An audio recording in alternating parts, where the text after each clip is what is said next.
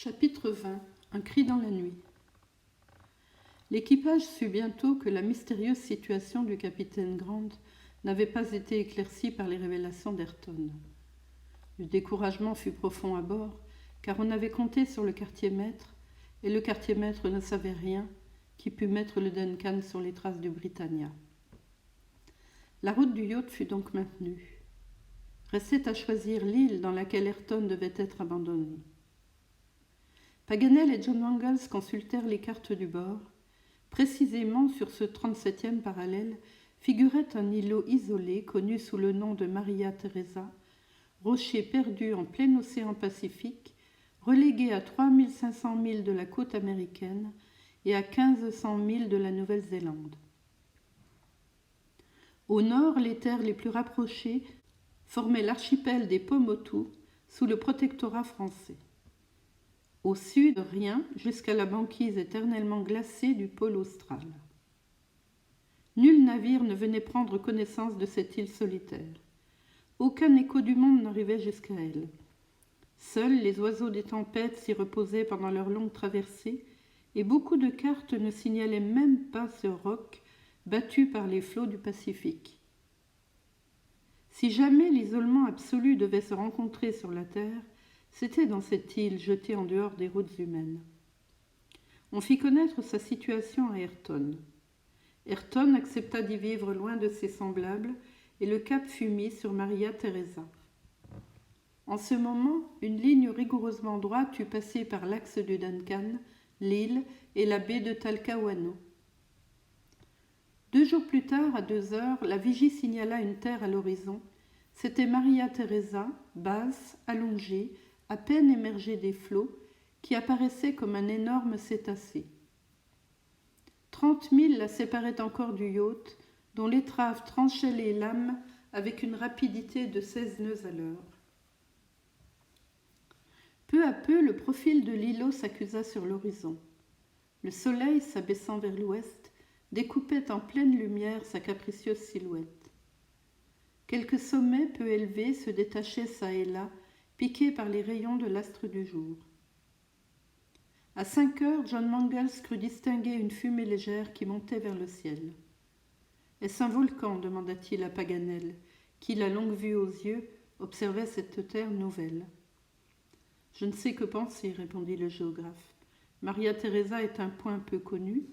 Cependant, il ne faudrait pas s'étonner si son origine était due à quelque soulèvement sous-marin et par conséquent volcanique. » Mais alors, dit Glenarvan, si une éruption l'a produite, ne peut-on craindre qu'une éruption ne l'emporte ? C'est peu probable, répondit Paganel. On connaît son existence depuis plusieurs siècles, ce qui est une garantie. Lorsque l'île Julia émergea de la Méditerranée, elle ne demeura pas longtemps hors des flots et disparut quelques mois après sa naissance. Bien, dit Glenarvan, penses-tu, John, que nous puissions atterrir avant la nuit ? Non, votre honneur. Je ne dois pas risquer le Duncan au milieu des ténèbres, sur une côte qui ne m'est pas connue. Je me tiendrai sous faible oppression en courant du petit bord, et demain, au point du jour, nous enverrons une embarcation à terre. À 8 heures du soir, Maria Theresa, quoique à 5 milles au vent, n'apparaissait plus que comme une ombre allongée, à peine visible. Le Duncan s'en rapprochait toujours. À 9 heures, une lueur assez vive, un feu brilla dans l'obscurité. Il était immobile et continu. « Voilà qui confirmerait le volcan, » dit Paganel en observant avec attention. « Cependant, répondit John Mangles, à cette distance, nous devrions entendre les fracas qui accompagnent toujours une éruption, et le vent d'est n'apporte aucun bruit à notre oreille. » En effet, dit Paganel, ce volcan brille, mais ne parle pas. On dirait de plus qu'il a des intermittences comme un phare à éclat. « Vous avez raison, reprit John Mangles. Et pourtant, nous ne sommes pas sur une côte éclairée. »« Ah !» s'écria-t-il, « un autre feu. Sur la plage, cette fois. Voyez, il s'agite, il change de place. » John ne se trompait pas. Un nouveau feu avait apparu, qui semblait s'éteindre parfois et se ranimer tout à coup. « L'île est donc habitée, dit Glenarvan. »« Par des sauvages, évidemment, répondit Paganel. »« Mais alors nous ne pouvons y abandonner le quartier-maître. »« Non, répondit le major. Ce serait faire un trop mauvais cadeau même à des sauvages. Nous chercherons quelque autre île déserte, dit Glenarvan, qui ne put s'empêcher de sourire de la délicatesse de McNabbs. « J'ai promis la vie sauve à Ayrton et je veux tenir ma promesse. »« En tout cas, défions-nous, » ajouta Paganel. « Les Zélandais ont la barbare coutume de tromper les navires avec des feux mouvants, comme autrefois les habitants de Cornouailles. Or, les indigènes de Maria Theresa peuvent connaître ce procédé. »« Laisse arriver d'un quart, cria John au matelot du gouvernail. Demain, au soleil levant, nous saurons à quoi nous en tenir. » À 11 heures, les passagers et John Mangles regagnèrent leur cabine. À l'avant, la bordée de quart se promenait sur le pont du yacht. À l'arrière, l'homme de bar était seul à son poste. En ce moment, Mary Grant et Robert montèrent sur la dunette. Les deux enfants du capitaine, accoudés sur la lisse, regardaient tristement la mer phosphorescente et le sillage lumineux du Duncan. Mary songeait à l'avenir de Robert. Robert songeait à l'avenir de sa sœur. Tous deux pensaient à leur père. Existait-il encore, ce père adoré? Fallait-il donc renoncer? Mais non, sans lui, que serait la vie? Sans lui, que deviendrait-il? Que serait-il devenu déjà, sans Lord Glenarvan, sans Lady Helena? Le jeune garçon, mûri par l'infortune, devinait les pensées qui agitaient sa sœur. Il prit la main de Mary dans la sienne. « Mary, lui dit-il, il ne faut jamais désespérer. Rappelle-toi les leçons que nous donnait notre père. Le courage remplace tout ici-bas, disait-il. Ayons-le donc, ce courage obstiné qui le faisait supérieur à tout. Jusqu'ici, tu as travaillé pour moi, ma sœur, je veux travailler pour toi à mon tour. »« Cher Robert, répondait la jeune fille.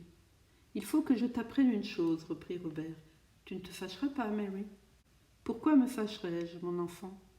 Et tu me laisseras faire. »« Que veux-tu dire? Demanda Mary, inquiète. »« Ma sœur, je serai marin. »« Tu me quitteras, s'écria la jeune fille en serrant la main de son frère. »« Oui, sœur, je serai marin comme mon père, marin comme le capitaine John. Mary, ma chère Mary, le capitaine John n'a pas perdu tout espoir, lui. Tu auras comme moi confiance dans son dévouement. Il fera de moi, il me l'a promis, un bon, un grand marin, et jusque-là nous chercherons notre père ensemble. Dis que tu le veux, sœur.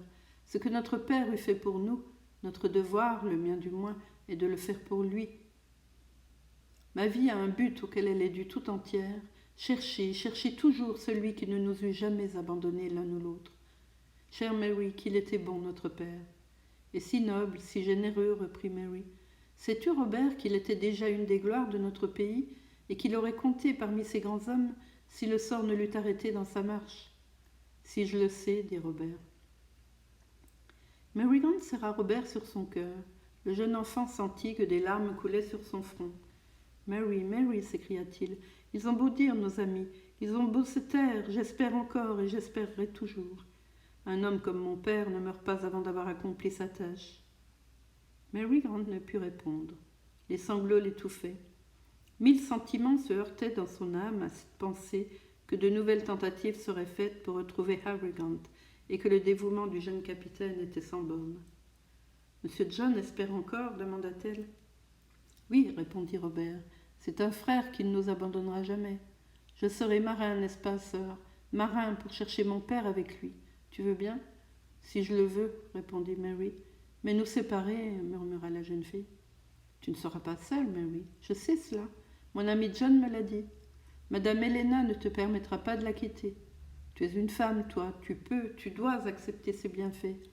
Les refuser serait de l'ingratitude. Mais un homme, mon père me l'a dit 100 fois, un homme doit se faire son sort à lui-même. Mais que deviendra notre chère maison de Dundee, si pleine de souvenirs?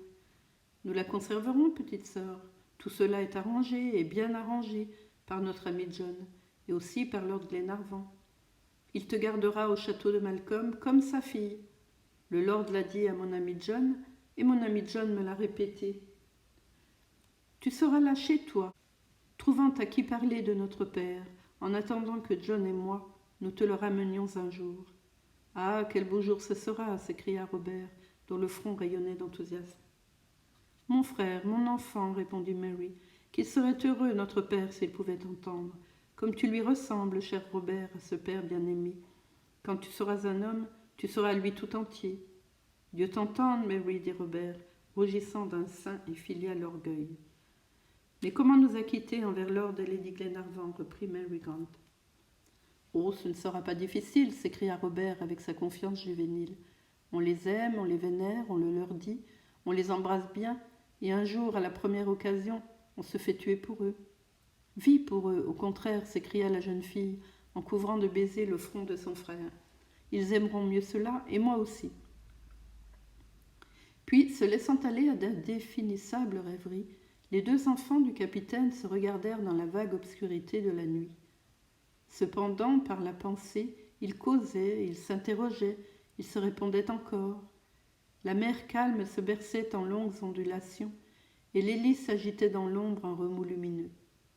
Alors se produisit un incident étrange et véritablement surnaturel. Le frère et la sœur, par une de ces communications magnétiques qui lient mystérieusement les âmes entre elles, subirent à la fois et au même instant une même hallucination.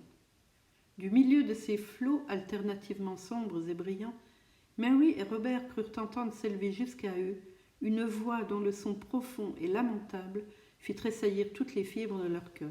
« À moi, à » criait cette voix. « Mary, » dit Robert, « as-tu entendu ?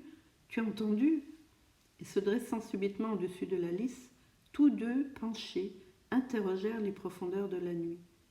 Mais ils ne virent rien que l'ombre qui s'étendait sans fin devant eux.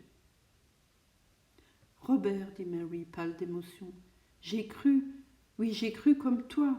Nous avons la fièvre tous les deux, mon Robert. » Mais un nouvel appel arriva jusqu'à eux, et cette fois l'illusion fut telle que le même cri sortit à la fois de leurs deux cœurs. « Mon père, mon père !» C'en était trop pour Mary Grant.